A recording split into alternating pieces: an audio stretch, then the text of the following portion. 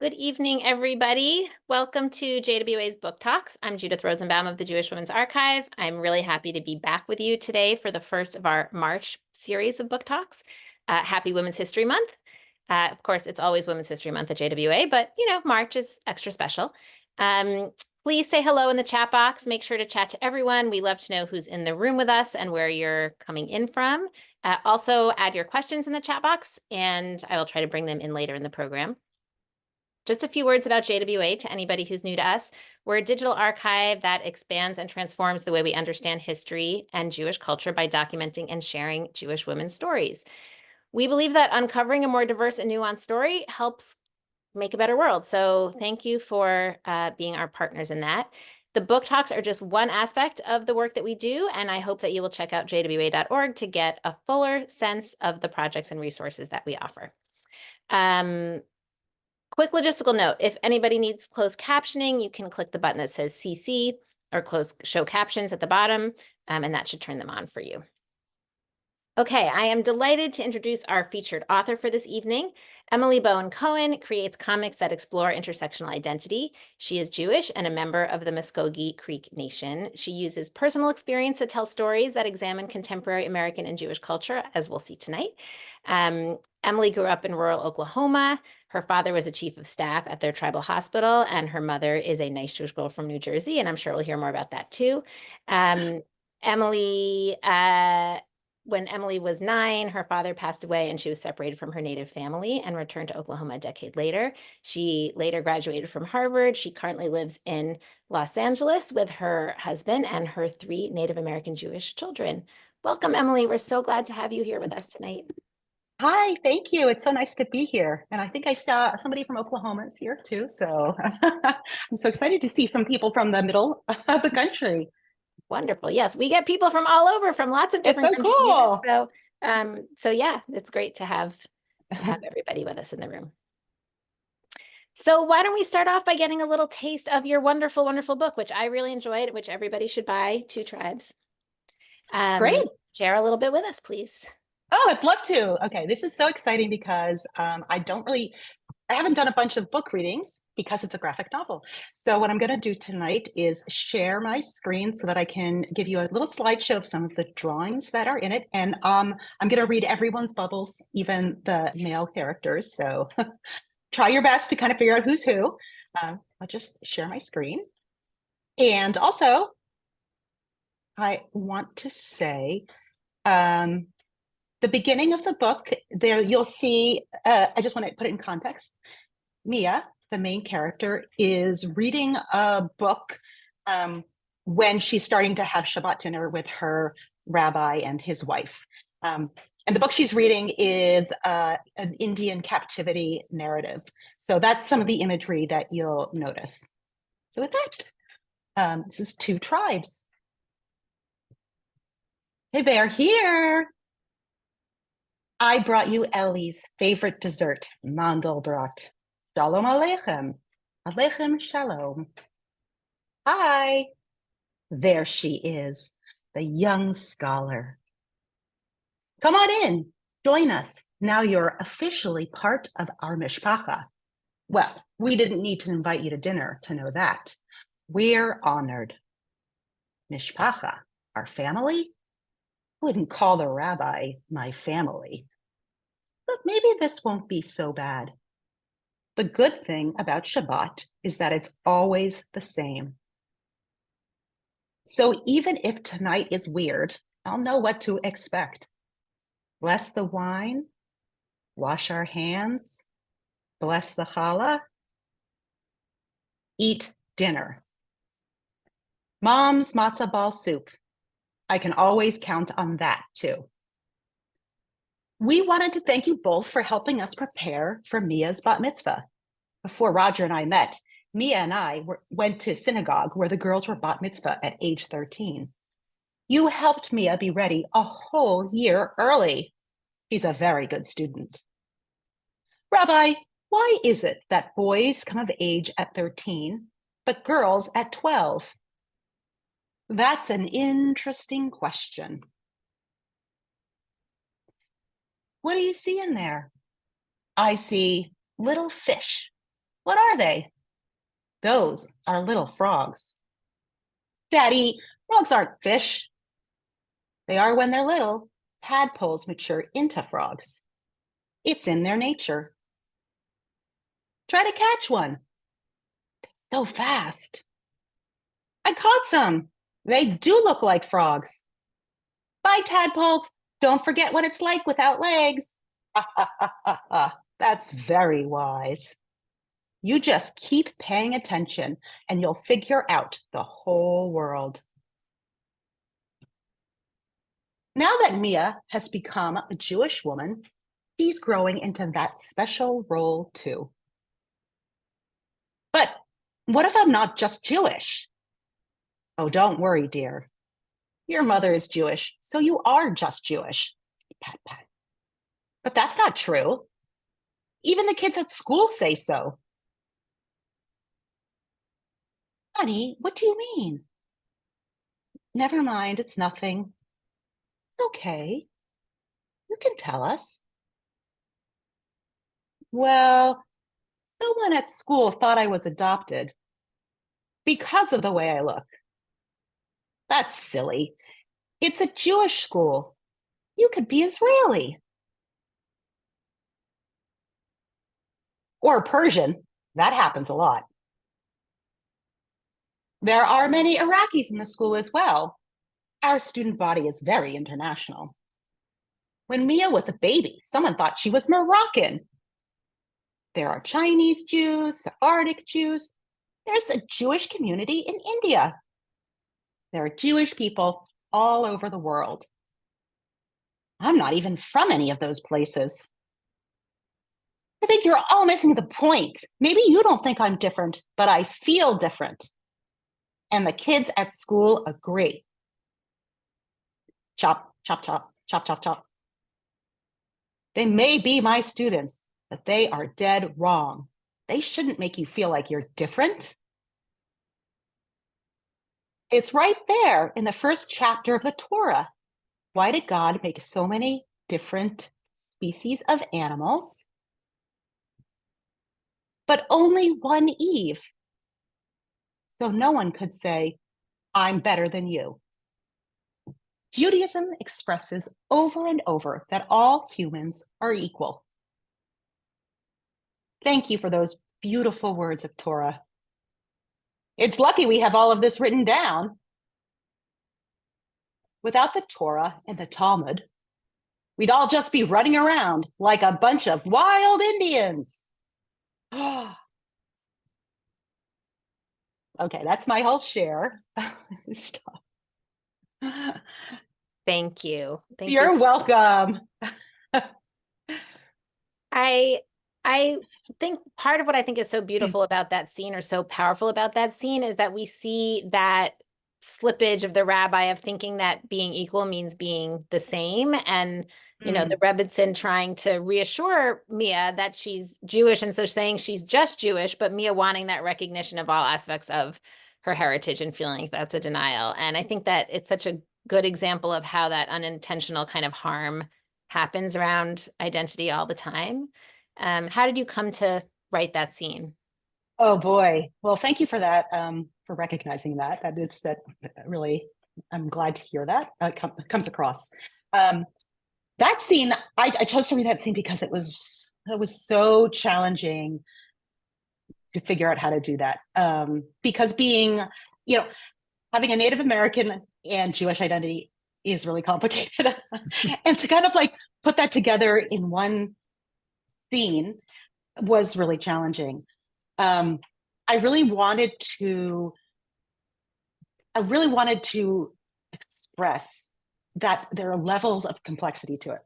So, for example, I wanted her to start the meal reading a book that an Indian captivity narrative, which has a very stereotypical portrayal of Native Americans and the weight of that when you're growing up with a Native identity. And that's just sort of like the air you breathe. And you know people are going to feel that about you. So you're already sort of starting off with, we want to correct them about something that from the very beginning, you understand that it's just the way things are. so that I wanted to frame it with that. That was important. And well, by being in LA, it's very diverse. And the ironic thing is like, we have such a diverse community here in Los Angeles. And even so, it just, you still get put in these buckets, and having a Native American identity, it's not any of those things. And so, you still have the idea that like people kind of like, can't believe you're here, which is just, it's weird. Right. Or want to Yeah. make it like okay by saying like, well, you could be this or you could be that. Yes. Yeah, exactly. It's like, right, exactly. It's like, yes, I do appreciate that people think I'm Persian, but it isn't what I am. And, and again, I think, part of being Native is also that, because people you've been erased from our population. And so people assume you're something else, Hispanic, whatever. So yeah, so I had to put that in too. And then lastly, that the Indian joke that the rabbi makes is a joke that I actually did hear at a synagogue. And and it was one of the first times I went to a synagogue here in Los Angeles. And it was a joke that was told in front of a whole big crowd of people. And that feeling of alienation in that moment, like, really was powerful, and it never left me. Mm-hmm. And I because that particular scene that I read to you too is also sort of the catalyst moment for the protagonist. Like, that's the moment when she knows something is wrong, and she's going to have to change something in order to figure out, who she is. So because that happened in real life, I think I really wanted to include it in this scene. So anyway, I mean, it was a lot. Yeah. A lot happened at Shabbat dinner. I'm sure, I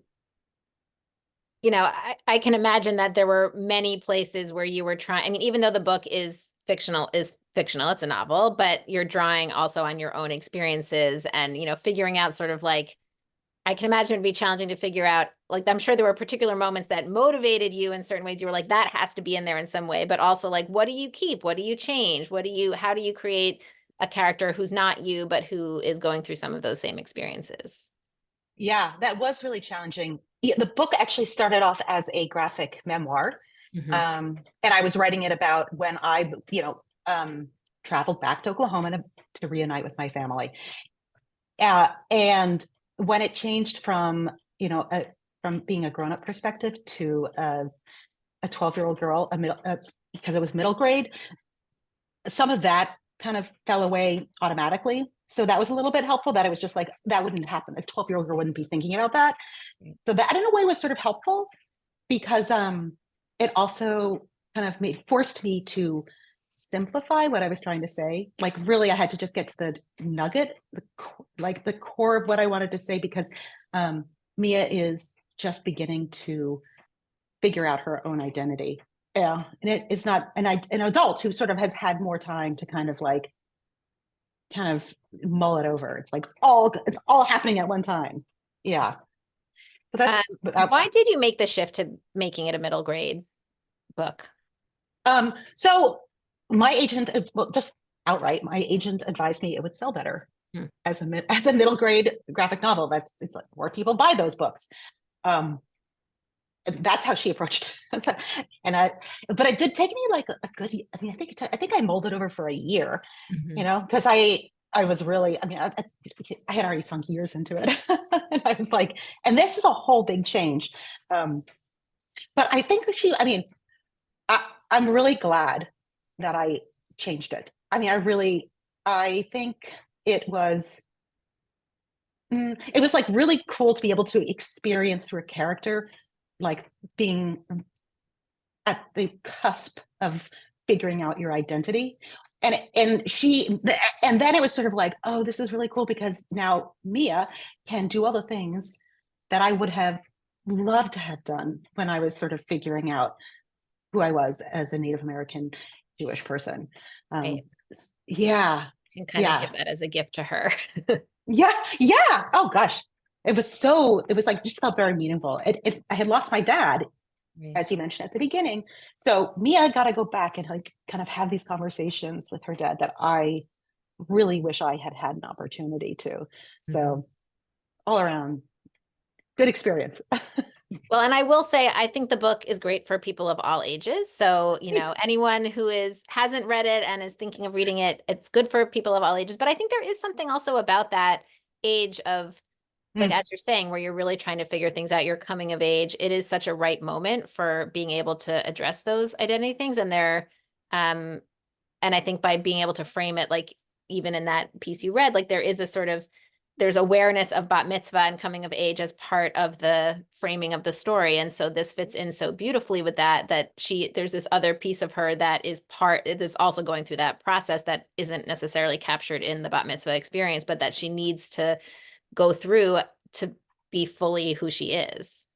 yeah, that's exactly right. I also felt like this was another part where I felt like, oh, it's also good that she is bat mitzvah age. Like in my own life, when I went to go visit my Native American family, my husband, I had my husband's Orthodox, and I had been like immersed in Jewish stuff. At that point, we'd been married 10 years, I think, and and so it was also sort of for me, it was sort of like, okay, now I've learned a lot about being Jewish, and I've lived it for Hmm. years, and um, like for me, it was also like that. It was like, I'm gonna go, I'm gonna reunite with my family because I think I'm ready. And I've been thinking so much about like my Jewish life that it's time for me to figure out that other part. So you're right. And it was just taking that and thinking about what if I had had all of these opportunities when I was 12 and I was, living fully Jewish and I could also explore native stuff too. Like that would have been cool. But it's not too late. There's a comment from someone about how powerful it was to see her own identity reflected in a character, and that makes me think about the piece that Oh. you mentioned about how Mia goes to the library to look for a book that would help teach her about her Native Mm. heritage, and the book she finds is harmful, not helpful. It's a captivity narrative, and it's very negative, and filled with stereotypes. So it and I really love that part of your book because I feel like it's also making an argument for why your book is necessary because you're basically giving her the book that like you wish she Yeah. had found in the library, right? But how did you think about that as you were like, in terms of taking into account the power and the challenge of literature on kids as you Mm. were working on your own book? And then I'm also curious as a corollary question, whether you had books that helped or hurt you as you were coming of age. Yeah. Well, so that was going to be my answer actually. So my grandma was a public school librarian in middle school for middle schools Hmm. in New Jersey, in Montclair, New Jersey. And she was very influential in my life. And she always gave us stacks and stacks and stacks of books from the ALA conference that she would go to. And when I was probably 13. She gave me the book Yellow Raft on Blue Water by Michael Doris, Hmm. That's um, a beautiful book. which is a beautiful book. It's a beautiful book. And that was the first time that I had ever read a book that reflected like a contemporary mixed identity Native character. And that was like, whoa, that was so meaningful to me. So I always had that in my mind when I was writing Mia Hmm. because like her, I was sort of like that's how and I still do. That's like sort of still how I figure things out. He's like, well, I'm gonna read a book about it. Totally. Yeah, yeah. But I'm so happy to hear that. Well, I'm so glad that whoever is in the chat, saw themselves reflected in that. I have to say, like, there's a. I'm also really excited because have you seen the what is the TV show Bird something Bird? Oh my God, I can't remember the first part of it. But it's Yes, about a Jewish Native. Yes, in it's about a Jewish Native Canada. American. Yes. Yeah. Why can't I remember? I can't remember the first. Anyway, but like I was like gobsmacked because I'm like, whoa! Like I feel like there's so much more Native stories right now being told. Hmm. Even another Jewish Native American story that it's. I'm knock on wood. Let's hope this continues. Yeah, absolutely. Yeah.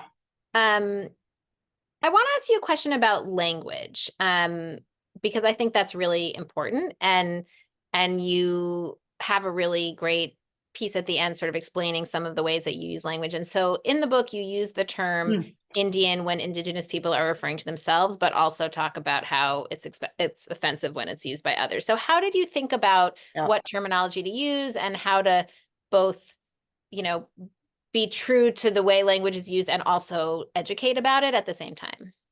Well, I'm really grateful to have had a wonderful editor who was really, really helpful with this. And that's Cynthia Leidig Smith, who runs Heartdrum, and she's an author. She's the author curator of by imprint at HarperCollins. And she was really, really integral. Integral is that the word I mean? And whatever. Important to like that process because she's been doing this for a really long time. And so it was her idea to put in the glossary at the end, which I thought was really nice. And also, it was her suggestion, anytime there was a Muscogee word being used, to use the Muscogee spelling. So like, V's instead of U's and that kind of thing. So I have to give her the credit for that. That I hadn't thought about it that way until I had her encouragement. But the point about saying Indian if you're Native, but not if you aren't, in a way, it's sort of, I think that's having that kind of language where like it's sort of, you can share it between other people who are in your culture. It feels like a real privilege.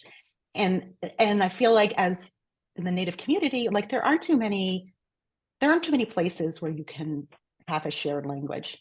Because we're kind of many of us are scattered, like I live in LA and I don't have access to my Muscogee Nation community out here. But like there's just a few places where you can kind of relate to each other. And I always feel like when you can say to another Native person, like you can use Indian and like you kind of know where you're both coming from, like that's really, really special. So it was very important to me to like, whenever Mia could kind of pull that stuff out, like that she had an opportunity to claim it, to like really put her, like that was her word to use. Yeah. Right. As opposed to other people who were sort of trying to tell her like what it meant to be a quote unquote real Indian. And yeah. Anxious about that. Oh, that guy. That's the there's right though. So you haven't read it yet. There's a bully character, and I wanted to. That bully character felt so familiar to me too. I think we've all have that person in their life who just it sort of defines who you are, but not in a good way. Right, exactly. And it does feel like middle school is like such a peak of people exercising that kind of arrogance or something. Yes.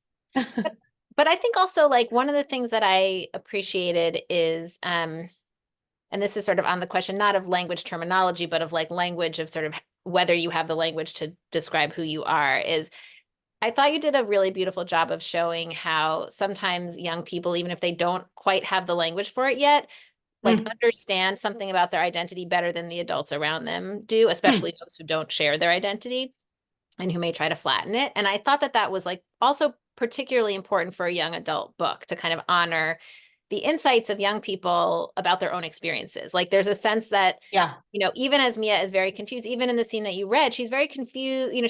She senses that she's not sure exactly, she senses that something's wrong, and she's able to articulate that something is wrong, even if she can't quite yet she feels like there's more she needs to learn, but she has that knowledge that like there is something she needs to know, and that something about the way other people are defining her is not accurate to her experience. And I found that very powerful, and just I think powerful just for for anyone of that age to be given that sense of like you are an authority on your own self. Oh, that's so nice.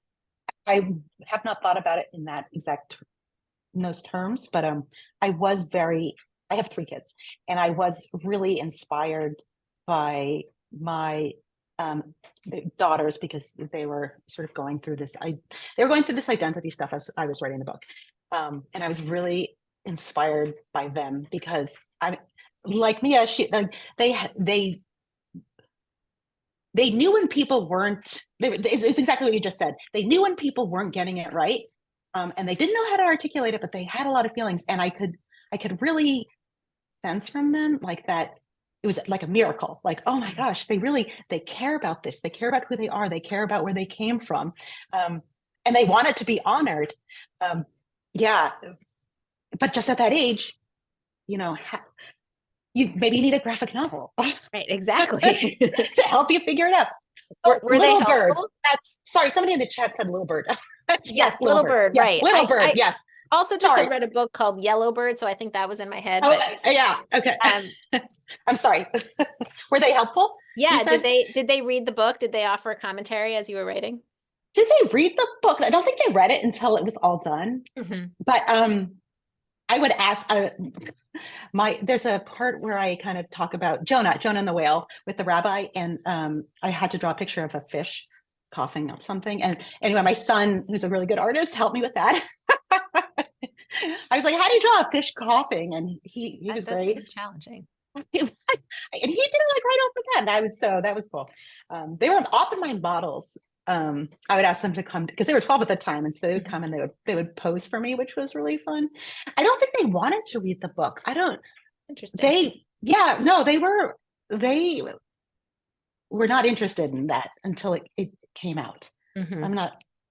I don't know. They're probably just sick of me talking about it and But I think anything that a parent hiding from does them. is just I not know. going to be that interesting. Yeah. I had to pay them to model for me too. I was like, well, you're going to be a model. It's going to be so fun. And But they needed they wouldn't do additional it. enticement. Yeah, it was not enough for them. Um, One of the issues that you address in the book is the challenge of knowing your tradition. And, Mia kind Uh-huh. of realizes that she doesn't know that much about her native heritage, which is why she goes to Oklahoma to visit her father and his family, and she kind of assumes that she can learn it from family there. And Yeah. to some degree, she does learn some things, but she also discovers that her father and her grandmother either didn't have the opportunity to learn certain things like native language, or they rejected certain aspects of their tradition um, as when they were, younger and had the opportunity to learn. And I appreciated that complexity and that sense of loss. And I was trying to think about whether, throughout reading the book, I was thinking about like which lessons about mixedness kind of, or about Mm. different difference in identity are applicable across identities and which are specific. Oh, And that felt like, oh, to me at least, like an important distinction between Native and Jewish heritage that, you know, in the Jewish community, we might do a lot of hand wringing about people not yeah. knowing tradition, but like it actually is pretty accessible if you want to find it. Um, so did you see it that way? Like, how did you think about that as you were writing those pieces? Yeah. No, I definitely saw it that way. And again, like talking about how you don't have the language to something's not right, but you don't have the language to kind of talk about it. Um, when I was, becoming, let me say, when became immersed in the Orthodox Jewish world, and I would hear hand wringing conversations, and to me, and I was that I agree with you. It was like, something about it, something about it made me upset, angry. And in the process of this book, I was like, oh, I think what it is just what you're saying. Like, this is also accessible if people want it. And so actually in the book, Grandma says to Mia, like, Mia says she doesn't want to be Jewish anymore. And Grandma says, oh, you're just taking all of those beautiful traditions and you're just pushing them away. Like yeah. Um, and she's disappointed in her because Grandma knows that, it's really amazing that all of these traditions are available and, yeah, still being studied and so alive because she didn't have an opportunity to learn them. So I was definitely thinking about that. And I was, I heard someone say, I was listening to a webinar like this about African American literature, children's books, and one of the authors said, like, these cultural traditions are generational wealth, and Mm. that really, really resonated with me. To have, if you, and she was speaking, she was talking about writing children's book about an enslaved child, and how, having, how meaningful it is to kind of know where you came from. I hadn't heard anyone ever talk about it like that, but it resonated with me a lot because, having access to these traditions, it just gives you such a foundation and something you can rely on. I know who I am, and you can think back about all the victories that are written about in the Megillah, yeah, and it's like you can think of 4 different stories about battles won, and because Native American history was not really, because of the oral tradition and because we didn't win, so we didn't write the history books. All of these things, like those victories, we know they happened, but they're not accessible and they're not stories that are well told. Yeah, so I was thinking a lot about that when Mia discovers that her dad and her grandma don't have the answers. Yeah, and how they're sort of in the same boat, and yeah, that was a lesson I learned too because I was writing the book. I think I kind of figured that out, like part of the loss. Did you have that experience personally in terms of seeking your own, sort of learning more about your own Native family and traditions? So I'm really lucky that when I reunited with my family, my cousin, one of my cousins in particular, is like, she's like now like a scholar, like the foremost scholar of Muscogee language. Wow. So yeah, I was really lucky because she actually, and they are very traditional and they're very involved in the cultural traditions through their church. So I'm so okay. I'll just say that first. Like, I'm very lucky that I do have that in my family.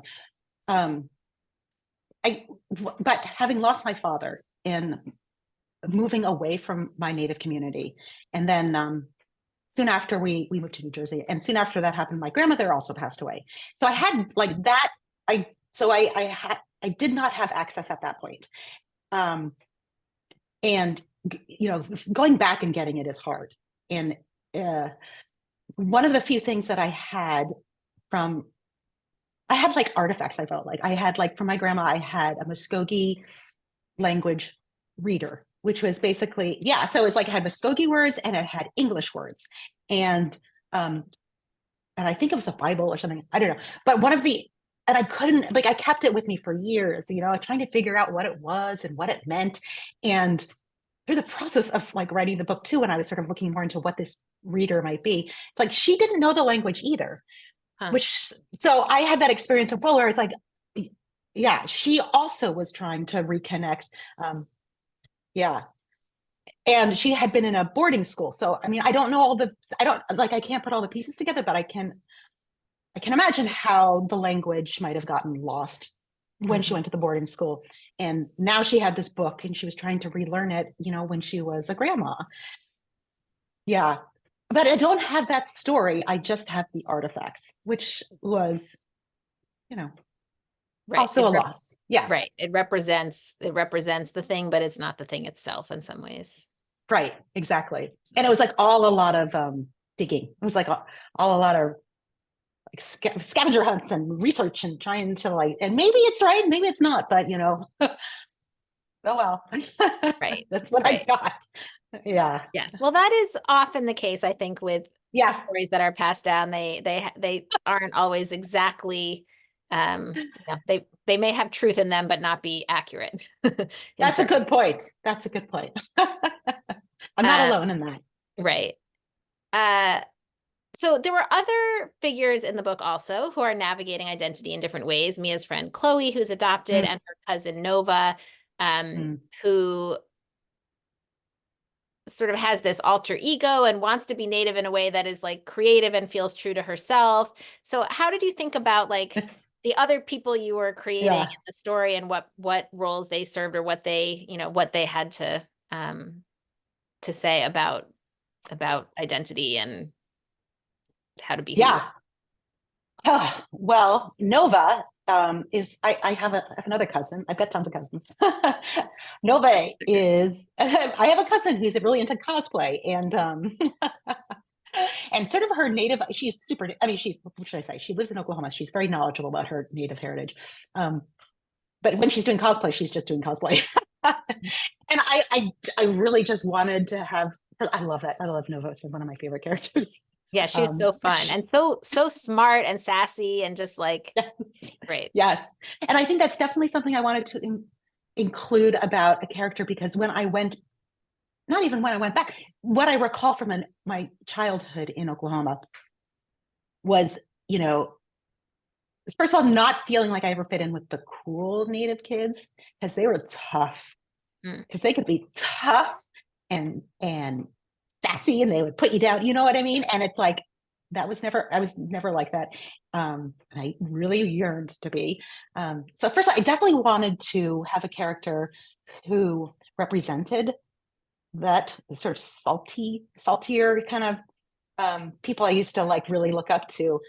I also wanted someone who could really kind of educate Mia about class in a way too. Like sort of like Mia comes from a affluent background, and she's got a lot of I mean, she had a bat mitzvah and she got all this money. Like Nova says that to her, you know, and it's just that Mia doesn't even think about it. And because of, you know, but because I remember being in Oklahoma and just seeing how much poverty there was, I really felt like it was important to have a character who was, you know, kind of represented that, and sort of like how it can make you interact with the world. Right. Yeah. But on the other hand, it's also like she does cosplay, because why wouldn't she? Because she's like a teenager in 2024. So yeah. So she's into it, and she likes video games, and that's just real life. Yeah. And Chloe, I really wanted someone who could understand what Mia was going through at her Jewish school. Mm-hmm. And I was so glad they had each other. Me too. They found each other. I had friends like that too. I found like my good friends in school were always like mixed people, because they kind of understood. Yeah. Yeah. Like, what are you? You know, that kind of stuff. And you kind of found each other. Right. So yeah. But also they like recognize that they have different stories, right? That like, yes, you know, Chloe's adopted and Mia's like, I'm not adopted. That's not my story, you know, but they can right. kind of understand something about each other's experience. Yeah. And there's a moment that I worked really hard on in the book where Chloe says something, she messes up, and she says something that's sort of offensive to Mia. And Mia corrects her and is like, you know, that's not really cool. And Chloe, you know, she like, what does she say? She's like, oh, I messed up. I just sort of said the first thing that I thought of, you know, which is was, you know, we all mess up. Like, I thought that was also like, I worked really hard on it, because I was like, what would be the thing that she could say that would make it better for Mia, but also sort of like, you know, recognizes that sometimes we mess up and we don't always get this right. And there's like a way to like mess up and not freak out, and there's a way to mess up and like apologize in a good way, and then you just move on. Right. And right, Yeah. acknowledging that happens to everybody, and it doesn't have to be a big deal as long as people like own it, right? And right. Yeah. Hey, I messed up.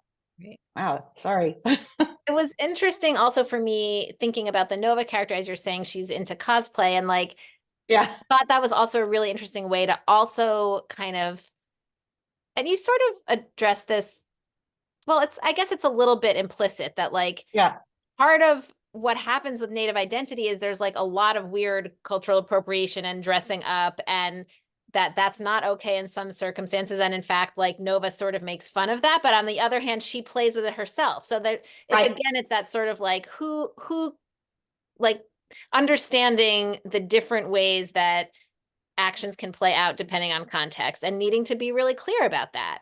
But also realize that it's a little bit messy sometimes. Yeah. Wow, you did such a nice, careful reading of this. I really appreciate it. I really, wow, I feel so honored. Thank you. Well, I am a lover of books, and this was a really good one. And that is Thanks. what I try to bring to doing this. And Oh my goodness. I feel but so there's seen. a lot of great nuance here. Thank you.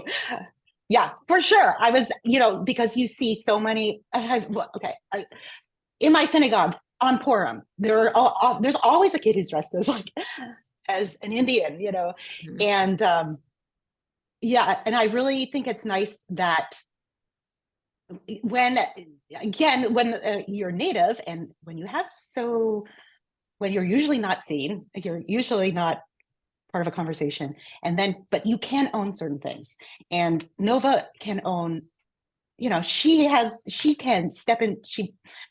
She dresses as Indian Princess Peach, a play on the character from Mario, whatever. I was going to say Mario Kart. It's not Mario Kart. I can't remember. Whatever. Anyway, it doesn't matter. Mario Brothers. Okay. And yeah, and she's a creative person, and she's thinking this through. So like, I did want her to be able to own it and kind of throw it in people's face. And I liked that she was doing it at a powwow, because at a powwow, people are dressed in traditional regalia. So, which isn't a costume at all, but people, it's still an opportunity when people get to express themselves.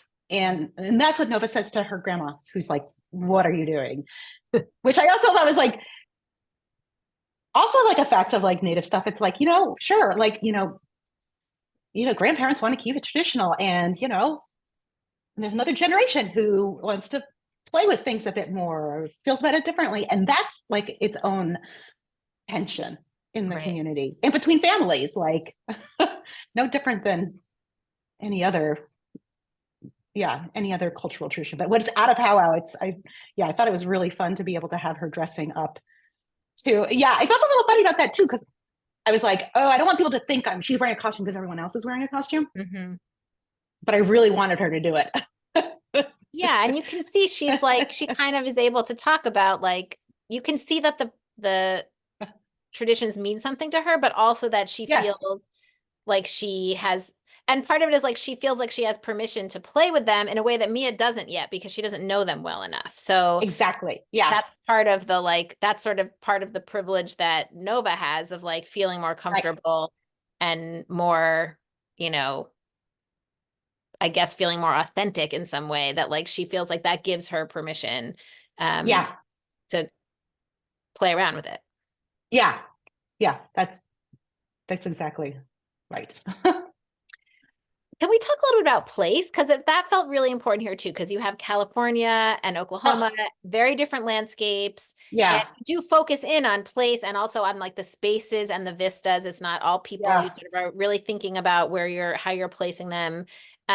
So how did you like, how did that work for you? And did you have to, I was sort of curious whether you like started with a place or whether that was sort of something you had to add in after the story as you were, I mean, I'm not a drawing kind of person. So I Yeah, was kept like I'm more of a writer. So I was like, oh my gosh, how do you even think about doing graphic, a yeah. graphic novel and where do you begin with story versus images? But I was thinking particularly about place and like how do you locate, how do you sort of root the different parts of the story in a different landscape?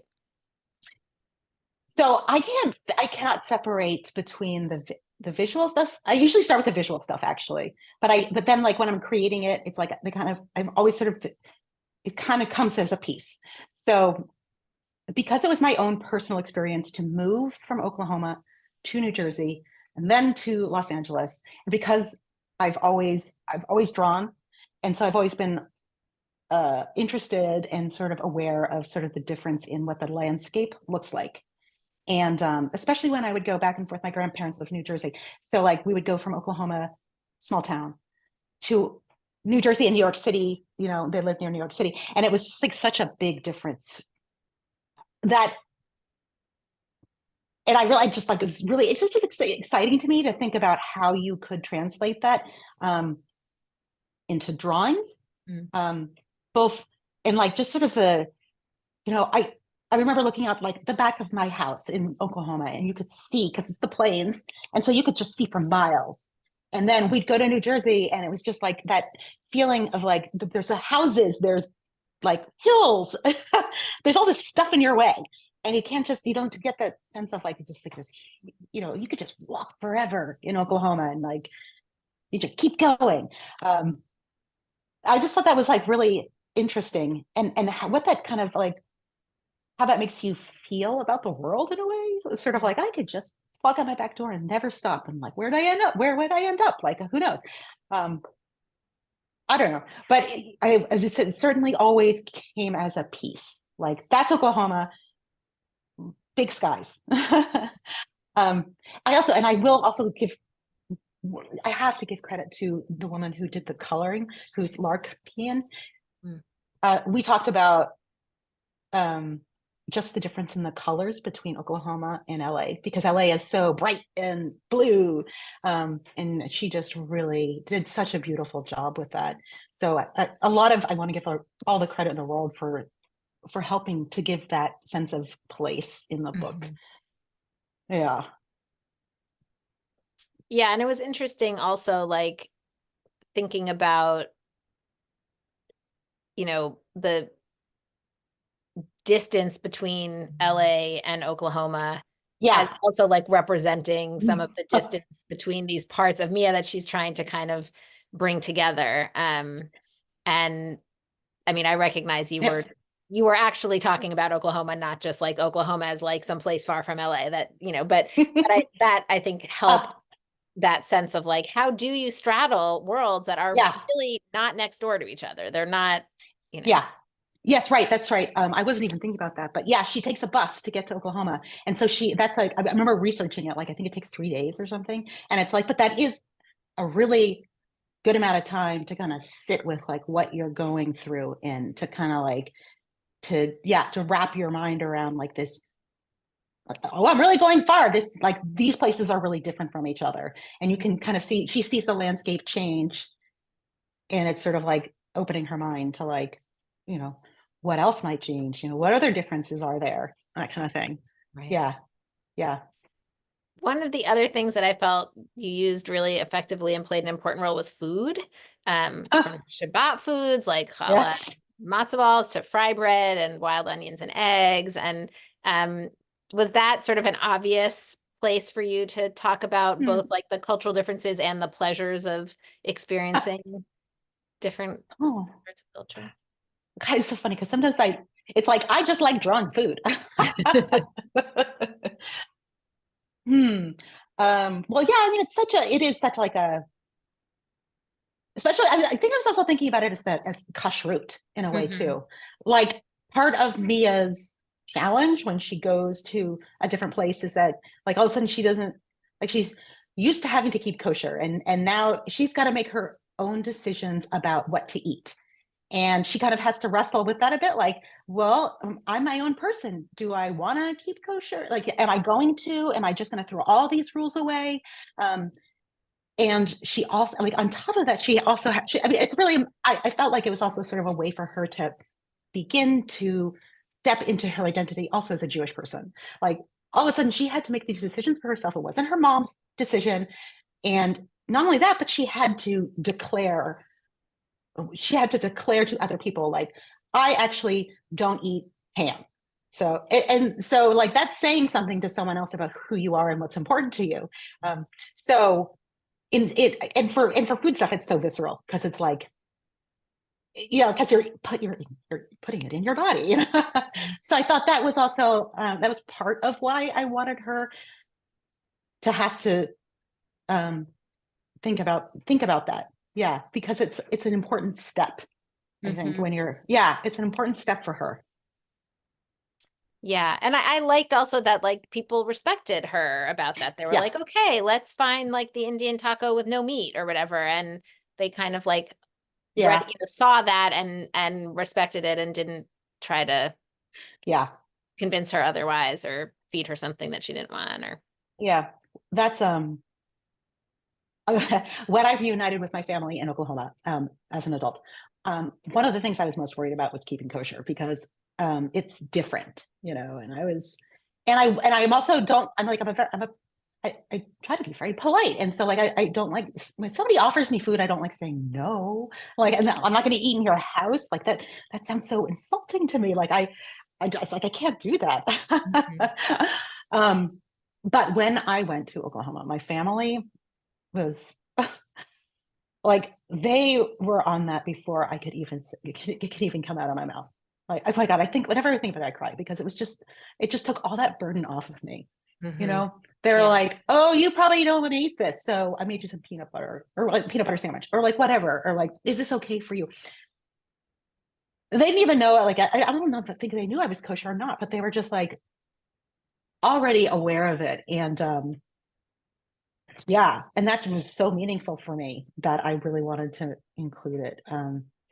Yeah. And it also, that, in a way that also really immediately brought to me like how, like that whole thing about how grandma says like, oh, you have all these beautiful traditions. And like, there was just so much respect when I went back to Oklahoma Mm. for my traditions. Mhm.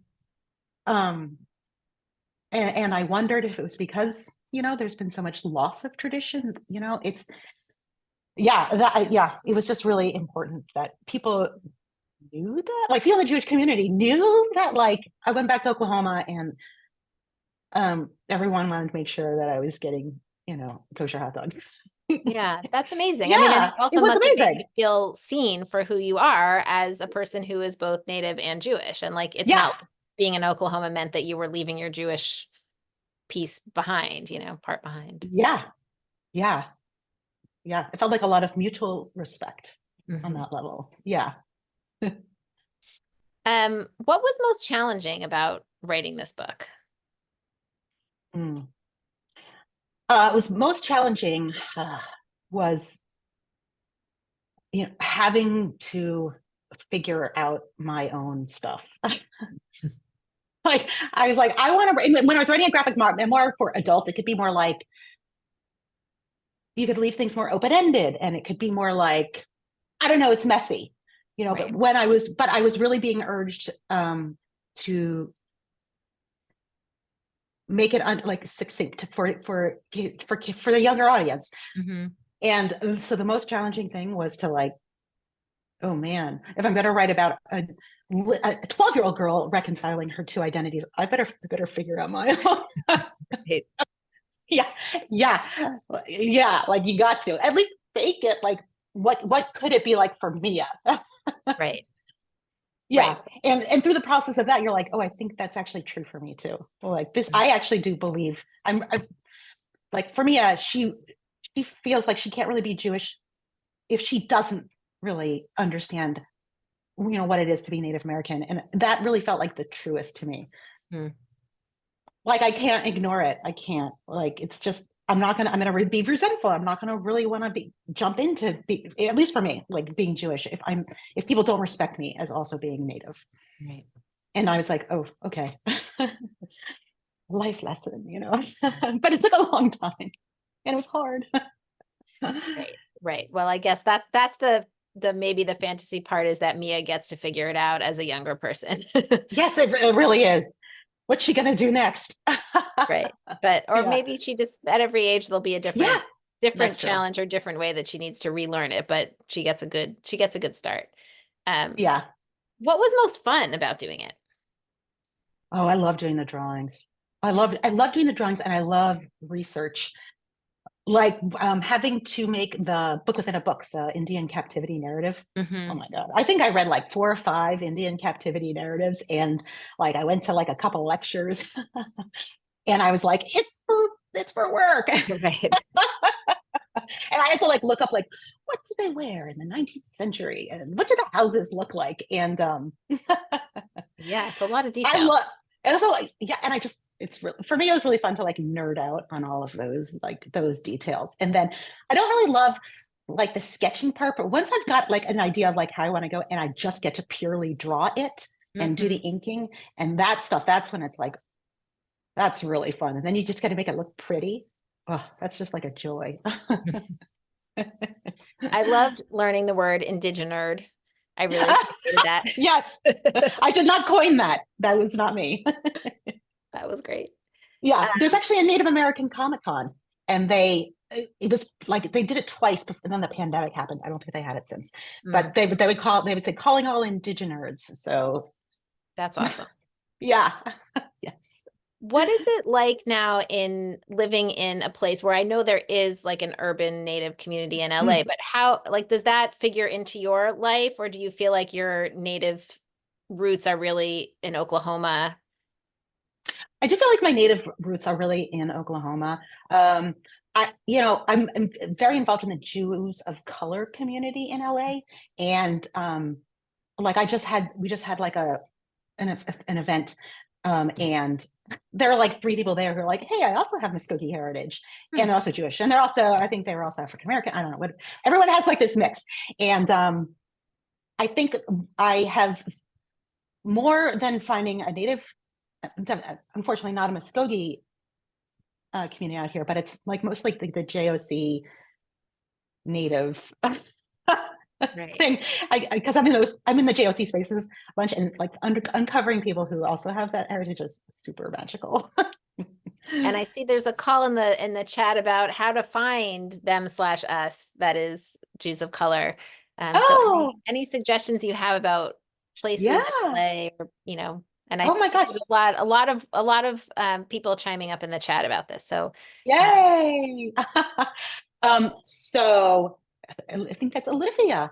Um, So there's the JOCI, Jews of Color Initiative, which is really they're mostly right now they're here, San Francisco and New York, but like they're expanding to smaller places in the middle of the country, and they're a really good way to get connected. If you're in Los Angeles, we've got a great community. I forget. We always change our name, but it's like there's the Jewish Multicultural Network. You can also go to Behold Shon, which is more global, which yeah. is really cool. You can reach out to me on Instagram. Just give me a DM. I'm happy to to share the places I've uncovered people. Yeah, and I do really. It's really great. It's great. I love being part of a Jews of color community. It's really really helpful. Yeah, and all of those organizations are important Oh, there partners you of go. Yeah. JWA. And Oh, yes, so look in the chat. there We're you putting go. some Yeah. links there. But yes, JOCI, B'chol HaShon, Jewish Multiracial Network, all of those things are great places people should check out. And one of the things I thought also, just in terms of thinking about your book, it reinforced for me the ways in which, like, how important it is to have stories that are specific, and how also the more, and I Ah, think all the comments we've had in the chat tonight from people saying like this really resonated with me, both people who have Native heritage and people who don't, but are mixed in other ways or have other, identity journeys that they've been on, that the more specific a story is, the more it also ah. speaks universally to people, and is so important for educating all of us about what it is to be a person, and all the different strands of traditions and identity that come together. So thank you so much, Oh, thank Emily, you. for That's sharing your book beautiful. with us, for this conversation. I hope people will go out and buy it and read it Oh, and give it to people as gifts. It's a great gift. yeah. It's really important to have books that representation matters, we know, and we all need to be learning more about Jewish experiences of all kinds. So thank you for helping us see all the different kinds of traditions that Jewish people have.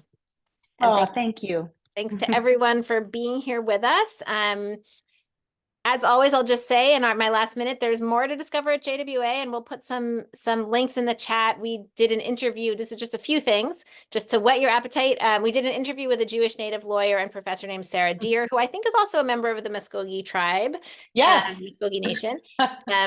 We have a document study from our Living the Legacy curriculum about a young Jewish and Native girl named Claire, with a beautiful photograph of her by Dawood Bey and a piece that she wrote. We did a blog post that profiled a whole bunch of different young Native American Jews. And we had a podcast episode about the survey that the Jews of Color Initiative did on Jews of Color in America, interviewing Alana Kaufman. So people can listen to that and learn more about that initiative as well. Next week, please join us Thursday, same time, same place, for a conversation with Rabbi Sharon Brous of Ikar, also from LA, Yes. on her new book, The Amen Effect, Ancient Wisdom to Mend Our Broken Hearts and World. I hope to see many of you there. And until then, wishing you all a good week. And again, thank you so much, Emily, for being with us tonight. You're welcome. Thank you for having me. It was wonderful. Take care, everybody. Good night.